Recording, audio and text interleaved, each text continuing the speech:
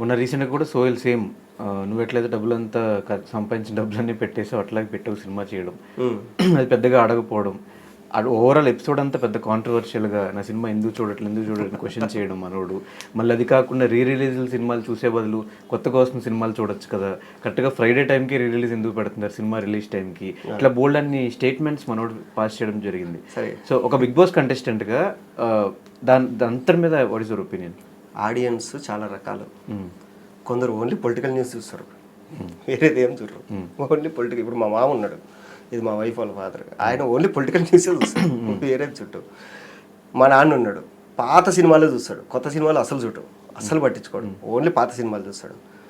మా అమ్మ ఉంది, ఓన్లీ సీరియల్సే చూస్తుంది, ఓన్లీ సీరియల్సే చూస్తుంది. తర్వాత మా ఫ్రెండ్స్ ఉన్నారు కొందరు, ఓన్లీ వెబ్ సిరీస్లే చూస్తారు. వాళ్ళు టీవీ ఆడియన్స్ వేరు, ఓటీటీ ఆడియన్స్ వేరు, ఓటీటీలో కూడా నెట్ఫ్లిక్స్ ఆడియన్స్ వేరు, మిగతా ఓటీటీల ఆడియన్స్ వేరు, యూట్యూబ్ ఆడియన్స్ వేరు, యూట్యూబ్ ఆడియన్స్ వేరు.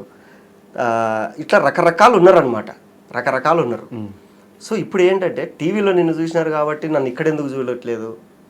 ఇప్పుడు ఇన్స్టాగ్రామ్లో 1 మిలియన్ ఫాలోవర్స్ ఉంటారు ఎవరికన్నా, వాళ్ళు ఎక్కడైనా రోడ్డు మీదకి వస్తే వాళ్ళని గుర్తుపట్టలేదు అంటే ఇదేంటో నన్ను గుర్తుపట్టలేదని హట్ అవుతారా? పట్టేటోడు పడతాడు, లేకుంటే లేదు. ఇప్పుడు నేను ఎక్కడికి వెళ్ళినా కానీ అడుగుతారు, ఏమని మీరు ఏం చేస్తుంటారు భయ్యా, వాళ్ళకి తెలియదు. ఎందుకంటే వాడు సినిమాలు చూడు కాబట్టి, సినిమాలు చూడు, యూట్యూబ్ చూడు, టీవీ చూడు కాబట్టి. బిజినెస్ పీపుల్స్, గవర్నమెంట్ ఎంప్లాయీస్ వాళ్ళు ఉంటారు. మీరు ఏం చేస్తుంటారు అంటే సార్ నేను ఇట్లా ఇండస్ట్రీలో వర్క్ చేస్తుంటా సార్, యాక్టర్ని అని చెప్తా. దానికి నేను హట్ అయిపోయి అదేంది నన్ను చూడలేదా నువ్వు అంటే ఏముంటుంది. కానీ ఎందుకు మీరు అందరూ బయటకు వచ్చిన తర్వాత బిగ్ బాస్ ఫేమ్ చూసి సినిమా తీసేయాలి, మనకి ఎంత ఫేమ్ వచ్చేసింది ఆ పాయింట్ ఆఫ్ వ్యూలో ఉంటున్నారు ఏంటి అందరూ? ఫేమ్ వచ్చిందని సినిమా తీయట్లే, డబ్బు వచ్చిందని తీస్తున్నాం. ఇదే డబ్బులు 10 ఏళ్ల కింద ఉండింటే నేను పోస్ట్ గ్రాడ్యుయేషన్ మధ్యలో ఆఫీస్ వచ్చి హీరో అయిపోయింది. డబ్బులు లేవు, మన మీద పెట్టేవాళ్ళు లేడు. ఎందుకంటే మన మీద ఒకరికి నమ్మకం రావాలి పెట్టాలంటే. డబ్బులు వచ్చినాయి, సరే చూద్దాం ఒకసారి అని చెప్పేసి ఇది. కానీ మీకు వచ్చే రెమ్యూనరేషన్కి సినిమా తీయలేము అన్న థాట్స్ లేవా మీ ఎవరికి?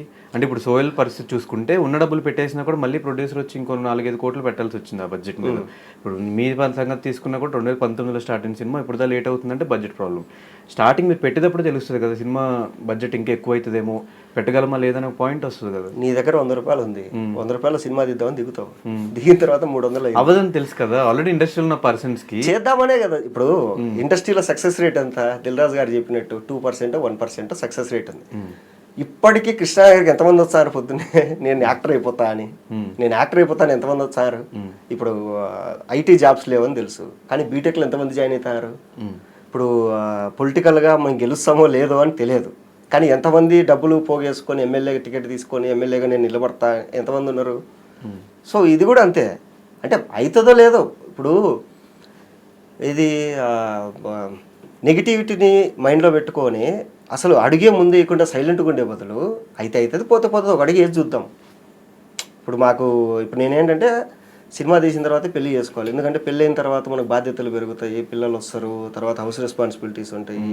సో మనం సేవింగ్స్ సైడ్ వెళ్ళిపోతాము, మనం రిస్క్ తీసుకోలేము అనుకునే బదులు సరే ఎట్లా నాకేది కరెక్ట్, నేను ఎనర్జీగా ఉన్నా, యవనంలో ఉన్నా, నాకు దేవుడు డబ్బులు ఇచ్చాడు, మంచి ఛాన్స్ ఇచ్చాడు, ఒకసారి ట్రై చేద్దాం అంతే.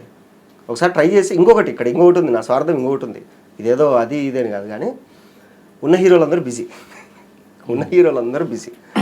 నువ్వు ఒక సంవత్సరం కింద ఒక సినిమా హిట్ కొట్టిన హీరో దగ్గరికి నువ్వు ఇప్పుడు వెళ్ళి డేట్లు అడిగితే 3 ఏళ్ళ వరకు లేవన్నా మొత్తం బ్లాక్ అయిపోయినాయి అంటారు. ఇలాంటి వాళ్ళకి మనం నేనున్నా అని చెప్పి ఒక ఛాన్స్ ఇద్దాము, నేనున్నా అని చెప్పేసి ఒక ఛాన్స్ ఇద్దాము అన్నా. నేను కూడా అదే నా మీద ఓడబెట్టలేదన్నా, నా మీద నేనే పెట్టుకుని ఒక సినిమా తీసుకున్నా, అది చూడన్నా నీకు ఓకే అంటే వీడు పర్లేదురా, ఈయన్ని మెయిన్ లీడ్గా పెట్టి మనం ఒక సినిమా తీయచ్చు అనే ఆప్షన్ మనం ఇద్దాం ఇండస్ట్రీకి అనేది చిన్న కోరిక అంతే.